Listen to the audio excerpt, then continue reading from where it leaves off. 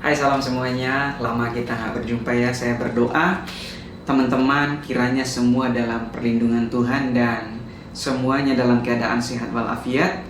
Saya berdoa untuk semuanya kiranya kita tetap sehat dan jangan mengabaikan setiap peringatan atau peraturan dari pemerintah dan tetap menjaga kesehatan tubuh Anda.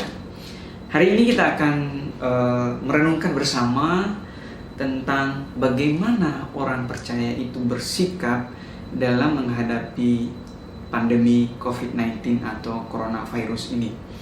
Dan banyak orang berspekulasi tentang coronavirus ini terjadi karena A, B, C, dan segala macam.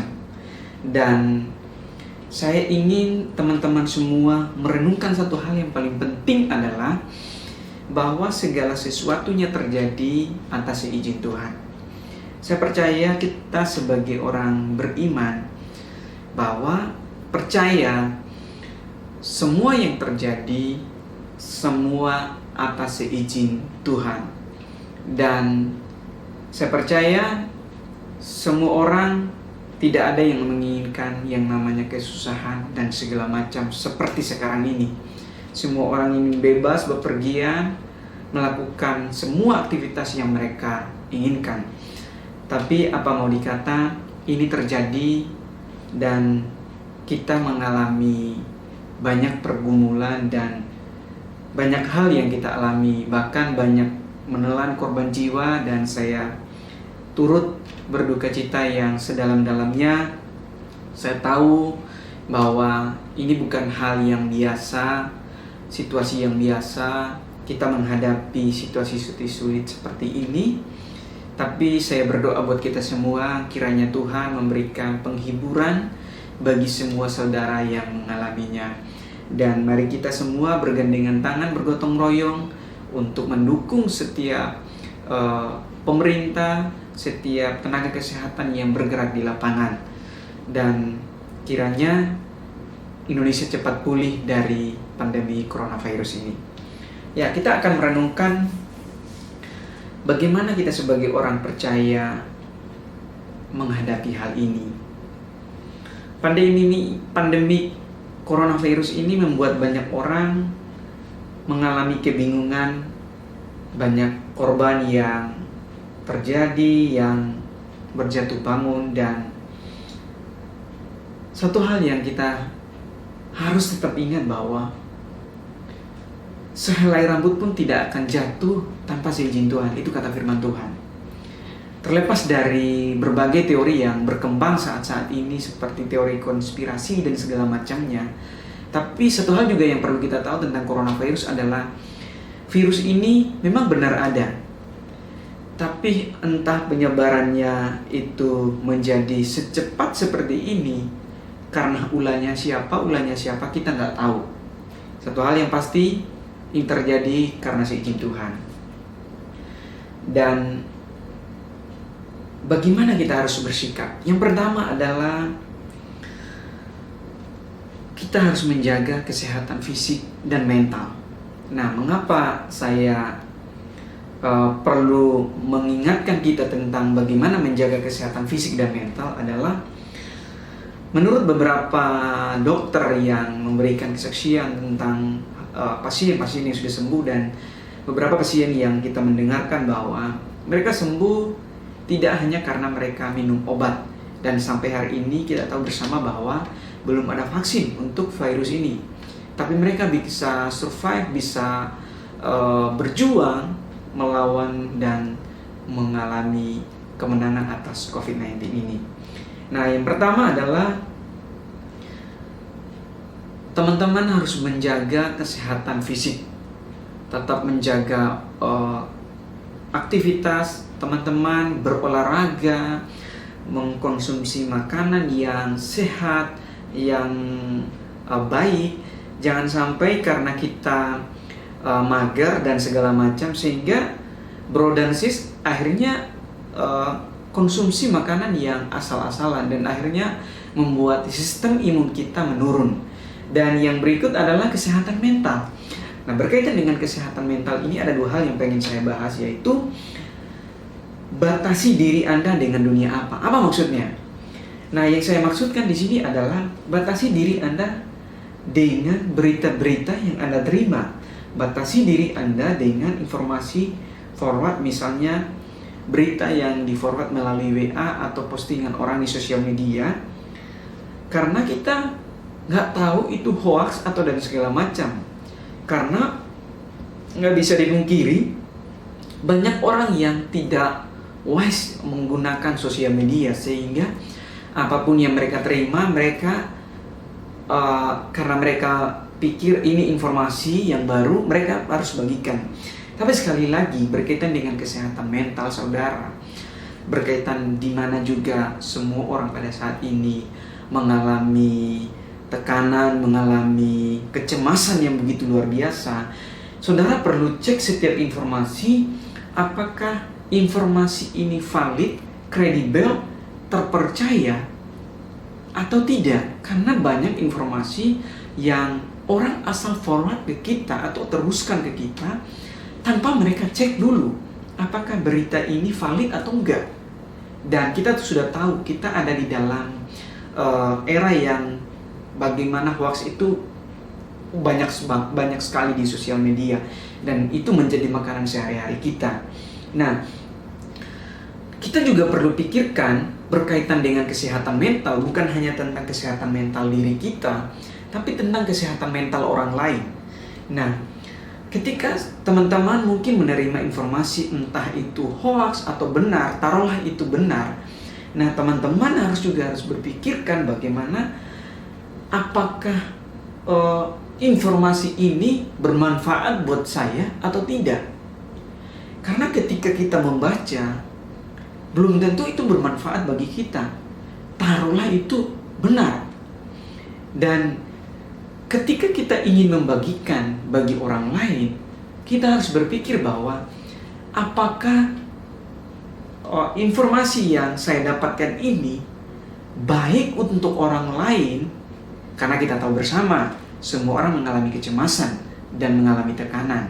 Makanya kita harus perlu menjaga bukan hanya kesehatan mental kita, tapi juga kesehatan mental orang lain. Nah, saya rasa di situ kita sudah menjadi berkat ketika kita memiliki rasa empati, melihat kondisi yang terjadi di sekitar kita, bahwa semua orang mengalami kecemasan yang sama mungkin, dan kita perlu pikirin apakah ini bermanfaat bagi teman-teman kita yang lain. Siapa tahu mereka lagi dalam keadaan terpuruk. Mari kita pikirkan apakah berita-berita yang kita bagikan baik untuk mereka atau berguna bagi mereka atau membangkitkan semangat mereka atau enggak. Nah, itu kita perlu pikirin. Yang kedua adalah kecemasan jangan kita lawan. Menurut hukum psikologi, kecemasan itu semakin dilawan, maka kita akan semakin kesulitan menghadapi kecemasan itu. Nah, kenapa saya bilang kecemasan itu jangan dilawan?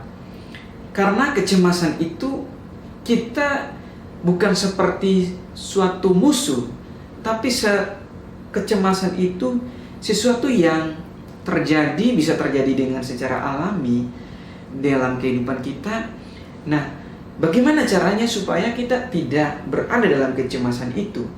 Marilah berdamai dengan kecemasan. Artinya, kita menerima bahwa segala sesuatunya terjadi dan sekarang ini kita alami, kita nggak bisa lawan, itu terjadi.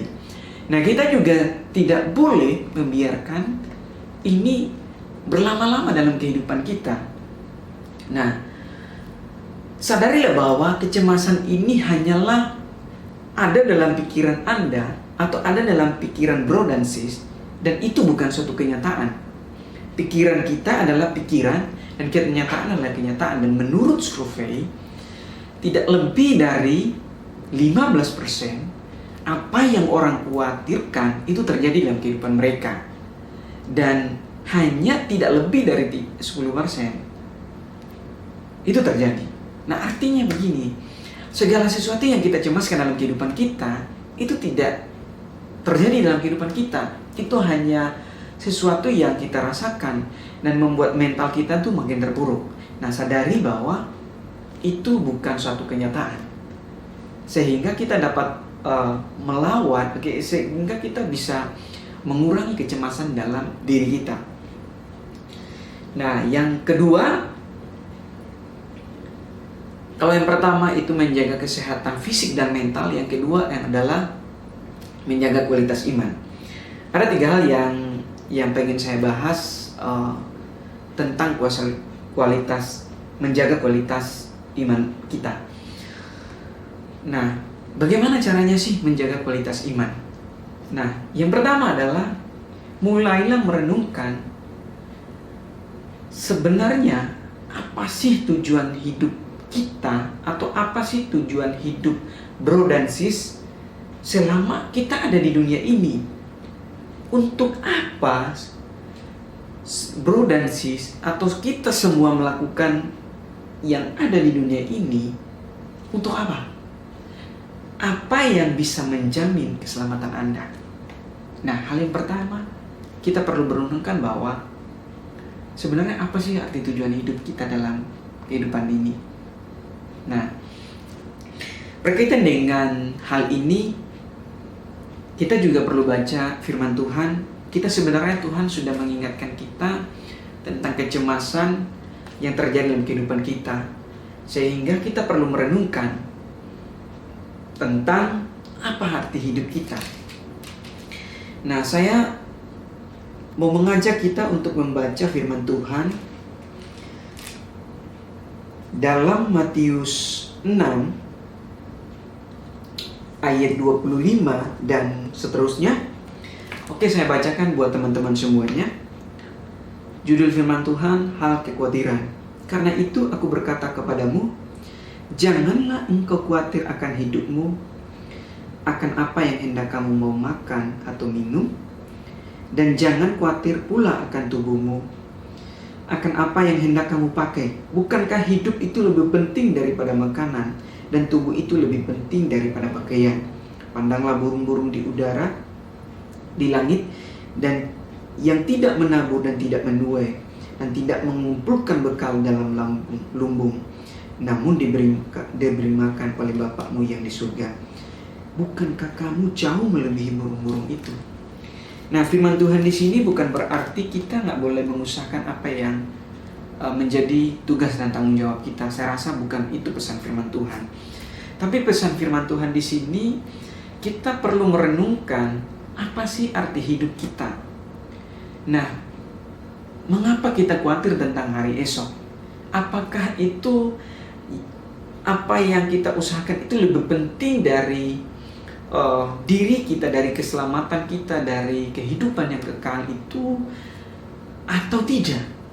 Nah, firman Tuhan udah ingatkan, bukankah hidup itu lebih penting? Artinya hidup yang kekal itu lebih penting dari apa yang kita khawatirkan dalam kehidupan ini. Makanya kita perlu merenungkan apa sebenarnya tujuan hidup kita. Apakah tujuan hidup kita hanya mencari uang, mencari harta dan segala macam, atau apa? Lalu mengapa kita melakukan semuanya itu? Untuk apa? Untuk keluarga kita makan, untuk kita makan, untuk mungkin bagi ke orang lain, segala macam. Nah, apa yang lebih penting dari itu? Nah, kita juga perlu pikirkan, apa yang menjamin keselamatan kita di dunia ini? Kita tahu bersama bahwa pandemi virus corona ini itu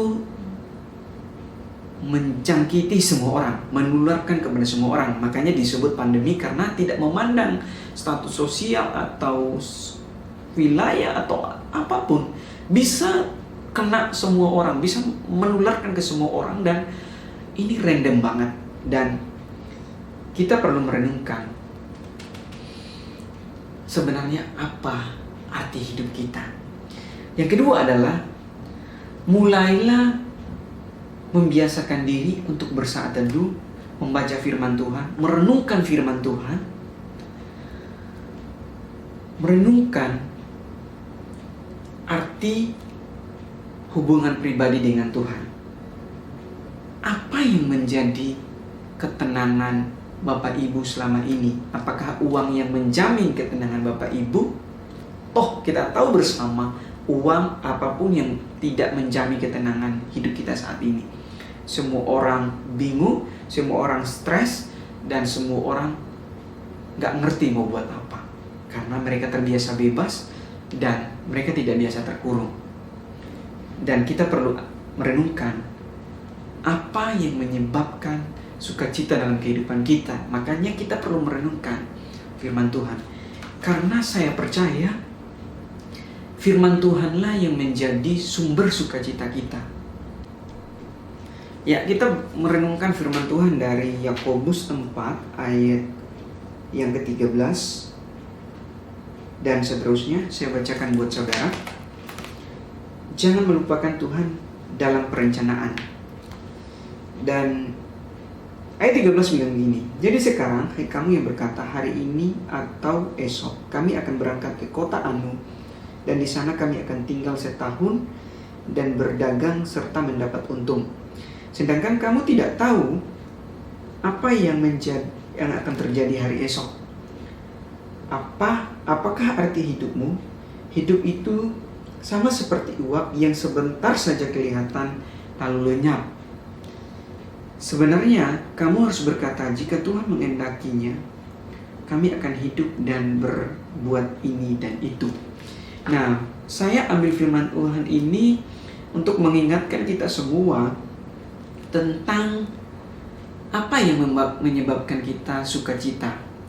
Nah, karena ada banyak orang stres saat ini karena mereka tidak bisa melakukan apa yang menjadi aktivitas mereka, dan mungkin itu menjadi sukacita mereka. Dan saya percaya kita sebagai orang yang beriman, yang percaya kepada Tuhan, sukacita kita bukan karena kita melakukan A dan C, tapi sukacita adalah sukacita sesuatu yang timbul dari dalam keluar. Artinya karena Tuhan ada dalam hidup kita, sehingga kita beroleh damai sejahtera dan sukacita dalam kehidupan kita. Nah, makanya firman Tuhan mengingatkan kita, kamu boleh merencanakan A dan B, tapi kamu gak tahu apa yang terjadi dalam hidupmu. Karena hidup itu, Yakobus mengumpamakan seperti uap, sebentar ada dan sebentar hilang. Artinya singkat sekali. Makanya kita perlu merenungkan apa yang menjadi sumber sukacita kita, sehingga kita mengerti bahwa apakah Tuhan sudah menjadi sumber sukacita, atau harta benda yang menjadi sumber sukacita, atau aktivitas yang kita anggap ini menjadi kesenangan dan sumber sukacita kita. Makanya kita perlu merenungkan agar kita betul-betul mengerti bahwa yang menjadi sumber sukacita kita adalah dari firman Tuhan, dari Tuhan. Sehingga apapun yang menjadi tantangan, rintangan dalam kehidupan kita, ketika kita menjadi orang yang mengandalkan Tuhan atau berpegang kepada firman Tuhan, saya percaya kita akan mengalami suatu kedamaian yang kita nggak bisa beli dengan apapun. Dan saya percaya ketika Tuhan, Roh Kudus ada dalam hidup kita, akan memberikan kita suatu ketenangan batin yang luar biasa. Dan ini kita nggak bisa beli dengan uang. Ketenangan tuh nggak bisa dibeli dengan uang. Ini sudah suatu bukti valid di dalam kehidupan kita sebagai manusia. Banyak orang menganggap bahwa uang tuh bisa membeli sukacita dan segala macam. Tapi kenyataannya, banyak orang memiliki hampir segala sesuatu yang ada di dunia ini, tapi orang bisa stres dan bunuh diri. Artinya, yang bisa mengisi ruang kosong dalam kehidupan manusia hanya Tuhan. Nah, yang berikutnya adalah bagaimana kita menjaga kualitas iman kita. Yang berikutnya adalah kita mulai merenungkan dan kita mulai menetapkan prioritas utama kita dalam kehidupan kita, bahwa Tuhanlah satu-satunya prioritas utama dan yang terutama dalam kehidupan kita, di atas segala sesuatu yang kita anggap berharga. Kalau kita ingat kasus Abraham, Kenapa Abraham juga disebut sebagai bapak beriman? Dia beriman bahwa Tuhan yang memberikan Ishak, dan kalau Tuhan mau mengambil Ishak, Tuhan jugalah yang akan memberikan gantinya. Dan kita tahu bersama bahwa ketika Abraham mau mempersembahkan Ishak, Tuhan menyediakan domba untuk menggantikan Ishak. Dan Abraham mulai menyebut Tuhan bahwa Tuhanlah yang menyediakan bagi Abraham. Dan saya percaya ketika kita menetapkan Tuhan sebagai prioritas utama dalam kehidupan kita, saya percaya apa yang kita khawatirkan, saya percaya itu belum tentu terjadi dalam kehidupan kita. Apa yang kita butuhkan, saya percaya Tuhan tahu yang terbaik dalam kehidupan kita, sehingga kita tidak perlu mengkhawatirkan segala sesuatunya. Dan kita percaya bahwa janji firman Tuhan itu ya dan amin. Dan ini kita perlu yakini benar bahwa janji firman Tuhan itu pasti.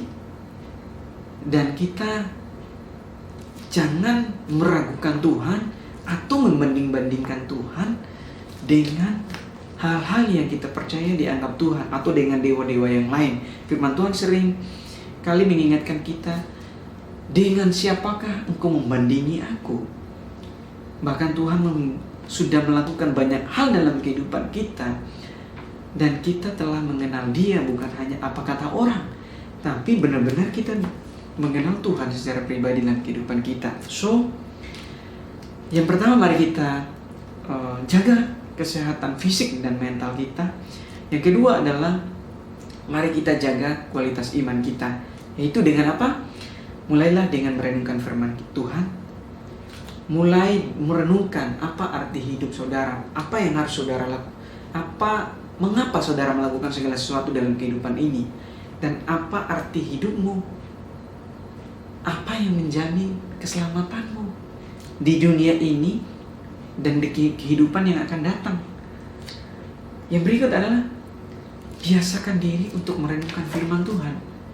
Berbahagialah orang yang merenungkan firman Tuhan siang dan malam.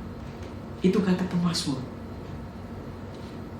Yang berikutnya adalah mulailah merenungkan siapa yang menjadi prioritas utama dan mulai menetapkan prioritas utama dalam kehidupan Bapak Ibu semua, dalam kehidupan bro dan sis, dalam kehidupan kita semua.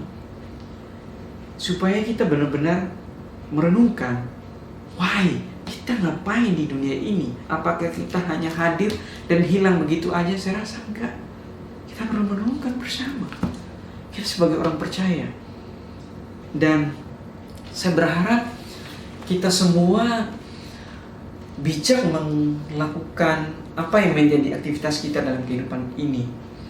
Dan kita mulai merenungkan.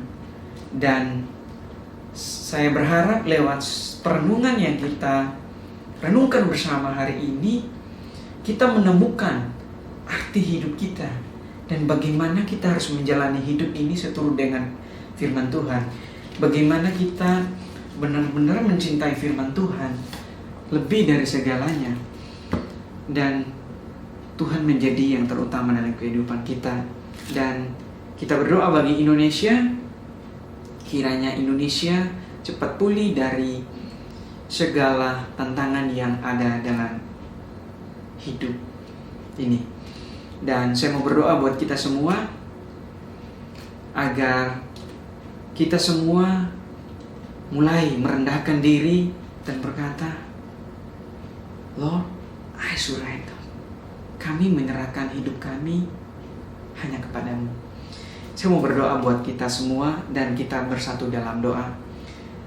Tuhan, hamba berdoa buat setiap saudara kami yang hari-hari ini mengalami kebingungan atau mengalami tantangan, mungkin sebagian mengalami duka dalam kehidupan mereka. Tuhan, Engkau yang lebih tahu apa yang mereka alami saat-saat ini. Engkau yang lebih mengerti setiap isi hati mereka. Dan hamba berdoa, kiranya Engkau datang kepada setiap pribadi ya Tuhan. Engkau ingatkan setiap pribadi bahwa Engkaulah yang terutama dalam kehidupan mereka. Hamba berdoa buat setiap keluarga yang mungkin mengalami duka di saat-saat seperti ini ya Bapa. Kami percaya rencana-Mu indah dalam kehidupan kami. Kami percaya segala sesuatunya terjadi karena seizin Tuhan dalam kehidupan kami. Dan kami berdoa buat setiap keluarga yang ditinggalkan.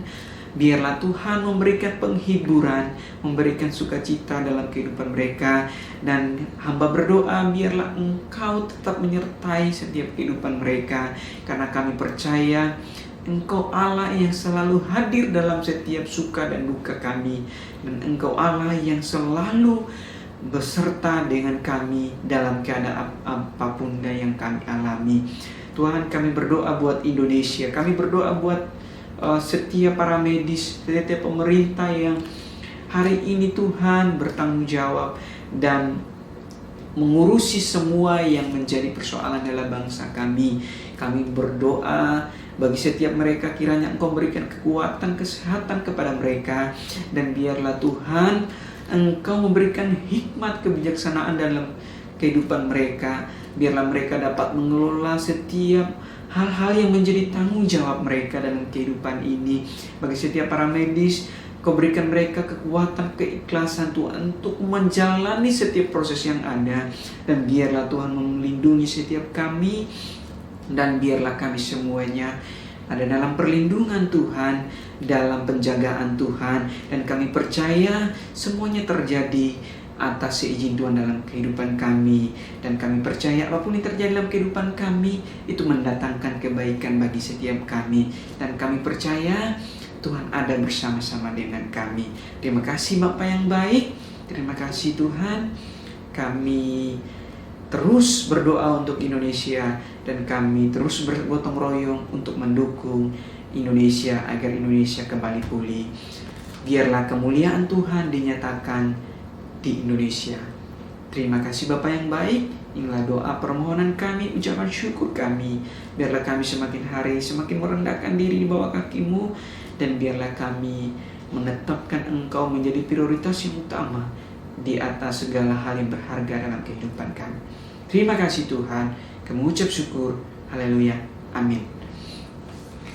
Saya berdoa buat semua, kiranya semuanya tetap bersukacita. Apapun yang terjadi dalam kehidupan kita, kita percaya ada masa depan yang indah bagi setiap kita. Dan kita jangan takut, kita pasti bisa karena kita ada bersama dengan Tuhan menjalani kehidupan ini.